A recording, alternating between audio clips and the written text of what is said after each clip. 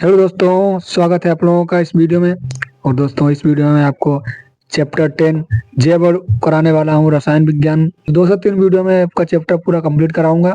और आज की इस वीडियो में आपको जे वर्ड क्या होता है विद एग्जांपल के साथ बताऊंगा। इसमें कार्बोहाइड्रेट की परिभाषा दूंगा, कार्बोहाइड्रेट का वर्गीकरण बताऊंगा आपको, विघटन ऑफ कार्बोहाइड्रेट क्या होता है, और उसमें जो भी ग्लूकोज फ्रक्टोज के स्ट्रक्चर होंगे उनसे ही आप लोग कार्बोहाइड्रेट में जो भी रिएक्शंस होगी वो आप लोग बना सकोगे।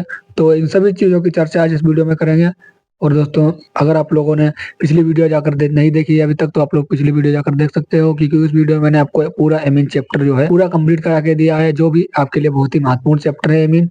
और मैंने पूरा कवर अप करा है एक ही वीडियो में, क्योंकि वो ज्यादा बड़ा चैप्टर नहीं है, छोटा सा चैप्टर है, तो मैंने वो एक ही वीडियो में पूरा कंप्लीट कराने की दोस्तों कोशिश की है। और बहुत अच्छी तरीके से सभी चीजों को समझाने की कोशिश की है। आप लोग देख सकते हैं कि आप लोग कहीं भी यूट्यूब चैनल से पढ़ते होंगे, यूट्यूब में तो वो लोग 1.5 घंटे का पूरा पूरा चैप्टर कराते हैं, उसमें बहुत सारी चीजें दिखाते हैं। आप लोगों को लिखने में बहुत टाइम लगता होगा, याद करने में भी आपको बहुत समस्या होती होगी। और यहाँ पर जो मैं आपको चीज लिखाता हूँ, बस जो आपके एग्जाम के लिए महत्वपूर्ण है वही चीजें लिखा रहा हूँ, मोस्ट वांटेड चीजें लिखा रहा हूँ, पूरा लेसन का जो है निचोड़ करा रहा हूँ आपको। मैं सीधे सीधे एग्जाम में आने वाली चीजें सबको आपको करा रहा हूँ। अगर आप लोग इन चीजों को तैयार कर लेते हो तो दोस्तों, लोग इन सभी चीजों को तैयार कर लेते हो तो आप लोग अच्छे खासे नंबर ला सकते हो एग्जाम में। आप लोग अपने हिस्ट्री में बहुत ही अच्छा स्कोर कर सकते हो। इसके बाद आपके जितने भी चैप्टर हैं, जितने भी सब्जेक्ट हैं, उसी को मैं कवर अप कराऊंगा इसी चैनल पर। और तो आप लोग दोस्तों चैनल पे बने रहिएगा और वीडियो को लास्ट तक देखिएगा। और दोस्तों, अगर अभी तक आप लोगों ने चैनल को मेरा सब्सक्राइब नहीं किया है तो आप लोग चैनल को सब्सक्राइब कर लीजिए, वीडियो को लाइक कर लीजिए दोस्तों। और बढ़ते हैं वीडियो में आगे की ओर। चलिए दोस्तों, जैसा कि इस चैप्टर का नाम है जे वर्ड, तो सबसे पहले जे वर्ड की परिभाषा आपको पता होने बहुत ही जरूरी है, जो कि एग्जाम में ज्यादातर पूछी जाती है। और कि जे वर्ड मतलब क्या होता है, इसकी परिभाषा बताइए, इसके तैयार कर सकते हो। बहुत ही आसान भाषा में दोस्तों है, आप लोग इसे एक बार पढ़ने की कोशिश कीजिएगा। देखिए, जे वर्ड क्या होता है दोस्तों कि बेनिर्जीव जटिल कार्बनिक यौगिक जो आवश्यक रूप से सभी जीव जंतुओं में पाए जाते हैं, सभी जीवित प्राणियों में पोषण और वृद्धि करते हैं, तथा जैव अणु सभी जीव जंतुओं में होने वाली विभिन्न जैविक क्रियाओं में महत्वपूर्ण भूमिका निभाते हैं। समझने की कोशिश कीजिएगा दोस्तों आप लोग, एक बार मैंने आपको पढ़ के बताई है, क्योंकि अगर अगर किसी को भी कोई भी अगर वर्ड में दिक्कत होती हो तो मैं पढ़ के बता देता हूँ, ताकि आप लोगों को लिखने में कोई दिक्कत ना हो। दोस्तों, अब मैं इस परिभाषा को आपको समझाने की कोशिश करूंगा, तो समझिएगा दोस्तों। मतलब बेनिर्जीव जटिल कार्बनिक यौगिक, जान नहीं होती है निर्जीव मतलब की, ठीक है। तो बेनिर्जीव जटिल कार्बनिक यौगिक जीव जंतु में जैसे पाए जाते हैं, जैसे जीव जंतु जो होते हैं उनमें पाए जाते हैं, ऐसे निर्जीव जटिल कार्बनिक यौगिक जीवित प्राणियों में पोषण और वृद्धि करते हैं। जैसे कि जो जीवित प्राणी जिनमें जान है, सांस लेते हैं, ऑक्सीजन ग्रहण करते हैं, उन्हें उनको ये क्या करते हैं कि ये पोषण और पोषण की वृद्धि करते हैं, तथा जैव अणु जंतुओं में होने वाली विभिन्न जैविक क्रियाओं में महत्वपूर्ण भूमिका निभाते हैं। और जैसे कि इसमें एग्जाम्पल के तौर पर कार्बोहाइड्रेट, प्रोटीन, वसा, विटामिन, ये सब जैव अणु होते हैं दोस्तों। जैसे कि मैंने कहा निर्जीव जटिल कार्बनिक यौगिक, तो निर्जीव मतलब उनमें जान नहीं है, तो कार्बोहाइड्रेट, प्रोटीन, वसा, जैसे कि खाने में सभी चीजें पाई जाती हैं, सभी पोषण में वृद्धि करती हैं हमारे। तो ये सभी जैव अणु है दोस्तों, आप लोग इन्हें समझ सकते हो एग्जाम्पल के तौर पर। चैप्टर में दोस्तों आपको पढ़ने को मिलेगा कार्बोहाइड्रेट। कार्बोहाइड्रेट की परिभाषा आपको तैयार करनी होगी, जैसे कि अपने जैव अणु की परिभाषा तैयार करिए। जैव अणु से ज्यादा महत्वपूर्ण हो जाता है आपका कार्बोहाइड्रेट, तो कार्बोहाइड्रेट आप लोग छोड़ नहीं सकते हो। इसमें कार्बोहाइड्रेट क्या होता है और इसमें इसके एग्जाम्पल जो भी होंगे, और कार्बोहाइड्रेट का वर्गीकरण मोस्ट वांटेड आपके लिए है भाई, पूरा चैप्टर ही कार्बोहाइड्रेट पर आधारित है।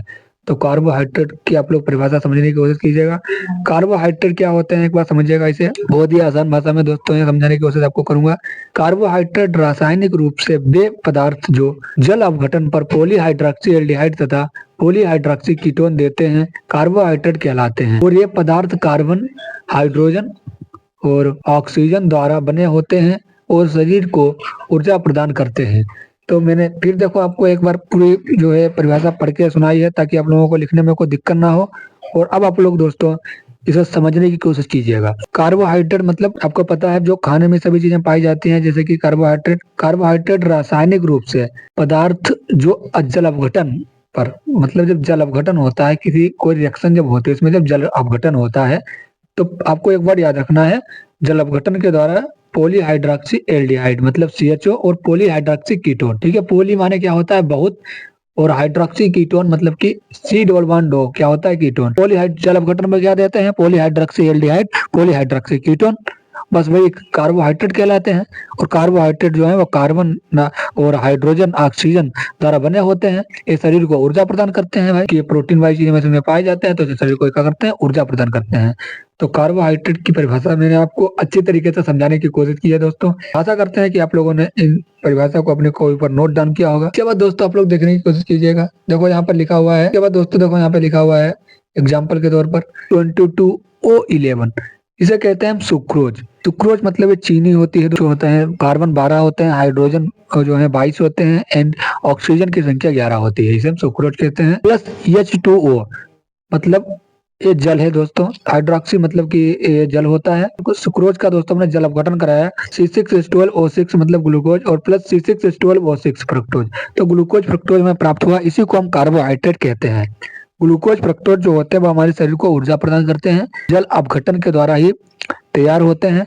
तो दोस्तों इन्हें हम कार्बोहाइड्रेट ही कहते हैं। इसके बाद दोस्तों आप लोग समझिएगा का जो ग्लूकोज फ्रक्टोज होते हैं, इनके सामान्य सूत्र आपको तैयार कर लेने बहुत ही अच्छे तरीके से, क्योंकि जो अगली वीडियो आएगी वो तो कार्बोहाइड्रेट के सभी महत्वपूर्ण जो रिएक्शन है जितने भी वो सभी आपको कवर अप कराऊंगा। उनके लिए आपको इन ग्लूकोज और फ्रक्टोज का सामान्य सूत्र है वो आपको तैयार करना होगा। बहुत ही आसान भाषा में दोस्तों ये सूत्र आपके लिए लेकर आया हूँ। देखो कितनी इजी तरीका से देखो लिखा हुआ है, आप लोग इसे तैयार कर सकते हो दोस्तों। देखो CHOH का होल प्राइस 4 और CH2OH ये ग्लूकोज होता है। CH2OH C11O CHOH का होल प्राइस 3 और CH2OH ये फ्रक्टोज होता है। तो ग्लूकोज होता है दोस्तों, इधर वाला क्या होता है, फ्रक्टोज। ये ग्लूकोज और फ्रक्टोज का सामान्य सूत्र हो गया दोस्तों। इसे तैयार करिएगा अपनी कोई पर, इसे याद करने की कोशिश भी कीजिएगा, इसे लिख कर देखिएगा, तभी आपको यह तैयार हो जाएगा।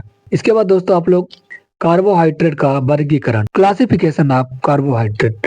कार्बोहाइड्रेट का वर्गीकरण किस तरीके से करते हैं वो समझिएगा दोस्तों। आप लोग देखिए यहाँ पे लिखा है मैंने कार्बोहाइड्रेट, कि हम वर्गीकरण ही कार्बोहाइड्रेट का अगर कर रहे हैं तो कार्बोहाइड्रेट यहाँ पर लिखना बहुत ही जरूरी है। और देखिए इसका वर्गीकरण हम तीन प्रकार से करते हैं।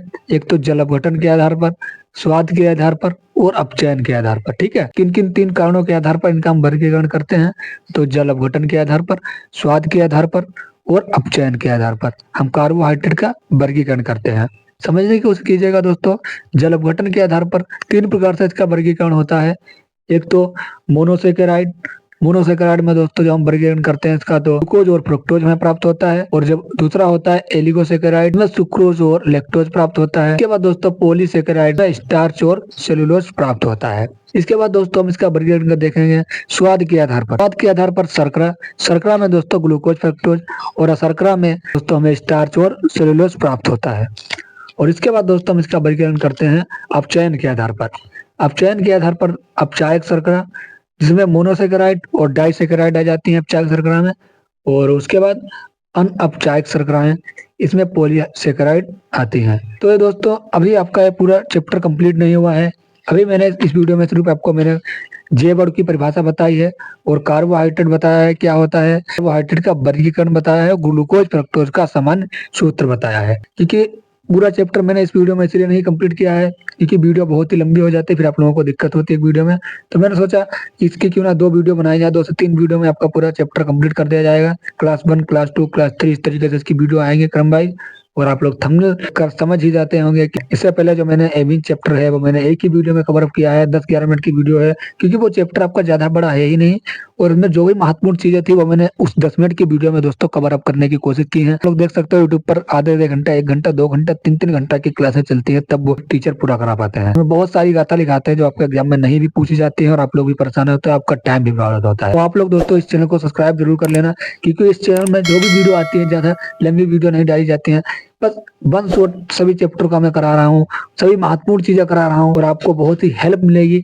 अगर आप लोग इतना तैयार करके जाते हो तो आप लोग अच्छे खासे एग्जाम में नंबर ला सकते हो। केमिस्ट्री में मैं आपसे वादा कर रहा हूँ 50 से 60 नंबर आप ला सकते हो। थ्योरी में अगर आप प्रैक्टिकल के जोड़ो तो आपके बहुत अच्छा स्कोर बन सकता है, 80-90 में आप जा सकते हो। क्योंकि सभी चैप्टर में आपको यहाँ पर कवर अप कराऊंगा कंप्लीट, और पूरी प्लेलिस्ट बना दूंगा, उसमें सभी चैप्टर को डालने की कोशिश करूंगा। आप लोगों का कर्तव्य बनता है कि आप लोग इन सभी चीजों को अपने कोई पर नोट डाउन करिए और अच्छे तरीके से इन सभी चीजों को पढ़िए। अगली वीडियो में मैं आपको कार्बोहाइड्रेट की जो महत्वपूर्ण अपक्रियाएं होगी वो सभी लेकर आऊंगा आपके लिए। तो दोस्तों मिलते हैं अगली वीडियो में, तब तक के लिए जय हिंद।